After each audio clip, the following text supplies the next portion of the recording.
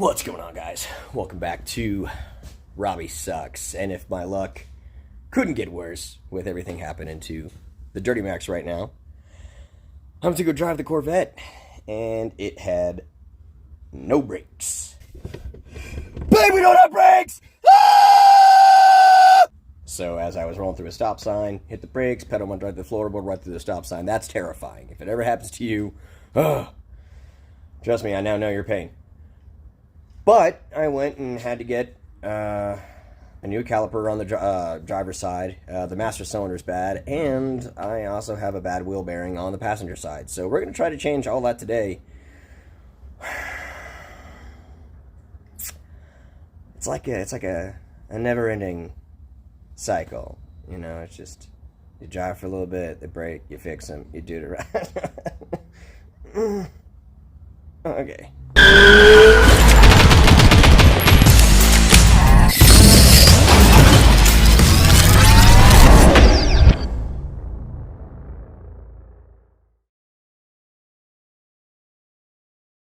Oh, yeah.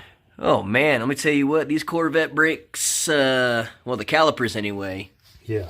I don't know if you can tell, boys and girls, but they are, Yeah, look at the drippy drips. done. Hold on.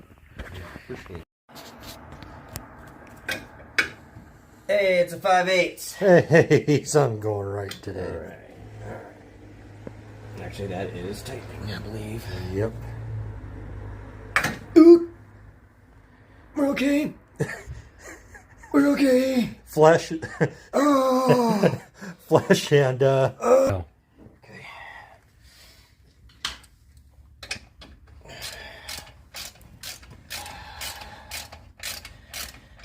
Oh, Corvette. You're supposed to be fast. But you're really quick in the turns. she's fast until she has to stop. That was so scary. So scary.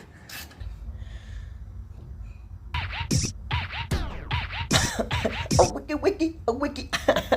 Stop.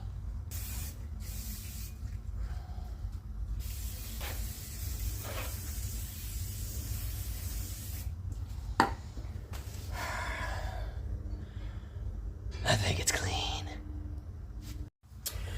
So, being that the caliper's bad on this, obviously the internal piston had just pooped the bed and was no longer allowing the brakes to work. We had to get a new one. Surprisingly, older Vette parts. This was just $50. Lose my mind. What? That's awesome. So if you guys can see right here, this line I need to take off to pull this clip out to pull this line down so I can install the new caliper. But this up here is stripped. Now, if I keep using my wrench, which it's 3/8 by the way, if I keep using the wrench on it and strip this off and break this brass line, well then I'm in a much more worse predicament than I already am just by trying to change the caliper. So we're probably going to have to do this the hard way, and that's take this line and thread it onto the caliper before we install.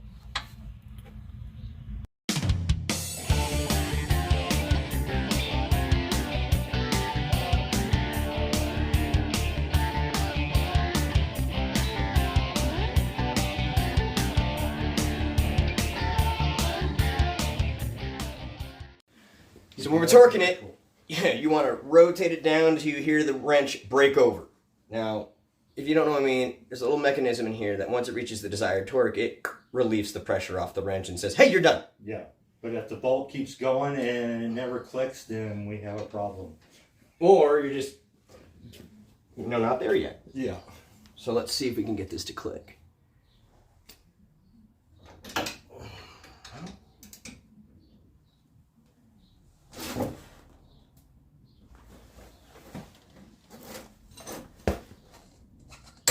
Oh! Ooh, nice. We're torqued. Yeah. While Martin's installing the pads and pins on the back of the caliper, which we'll show you here in a second, I just want to tell you, if you guys want to store your torque wrench, just make sure that when you store it, you take all the load off of the wrench itself. Come on, get your mind out of the gutter. Yeah, you never want to store this with a torque setting on it, it wears out the internal springs and the calibration on your torque wrench. Return it to its lowest setting, store it carefully. Also, don't drop these or slide them across the floor or a hanger to your buddy. Shout out to those of you who are watching this and know what I'm talking about. So now, you saw Martin a second ago set up for the bleed. Now I'm in the Corvette, we're pumping because we got our caliper installed, we got our pads installed, now it's time to bleed the brakes. We were going to change the master cylinder, I'm not entirely sure we need to do that anymore, but here we are, here I am, just pumping. Pumping. Okay, suckers, good news. The Corvette can now stop, which is good, but we've got ourselves another problem. I've got either a bad wheel bearing or a tie rod or something because this thing is severely pulling to the right.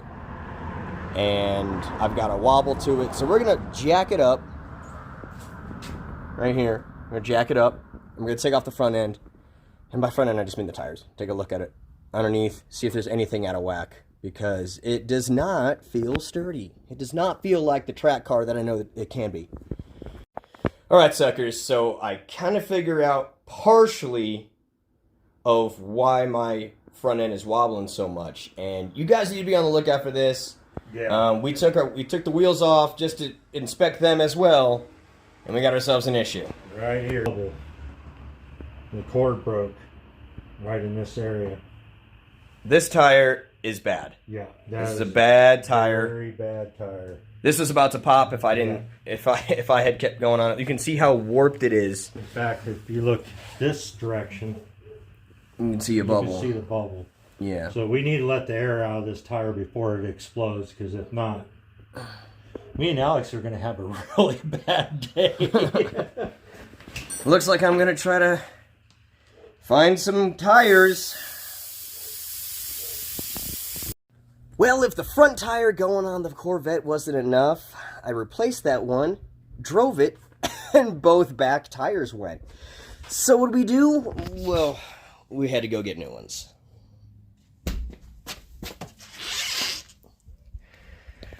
Yeah, we're going to get them installed, and she'll be ready to hit the road.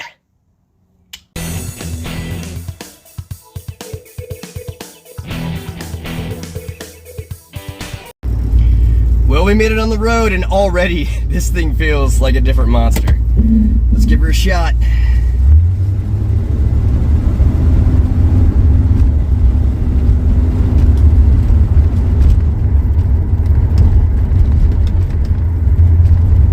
No more jitter in the steering wheel. Feels tight. We got a stop sign coming up. Let's hope we stop.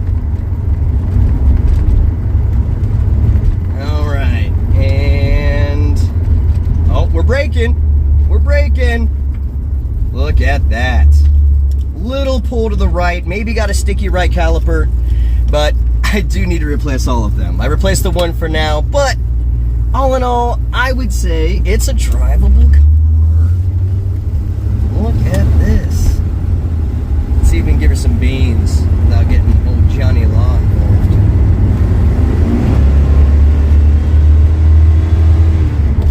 Woo! That'll wake you up in the morning. Alright guys, so we got the Corvette up and running. It is driving much better. Remember, it's okay to suck. Just don't give up. Like, subscribe, hit up RobbieSuckStore.com, and I will see you next time. Peace!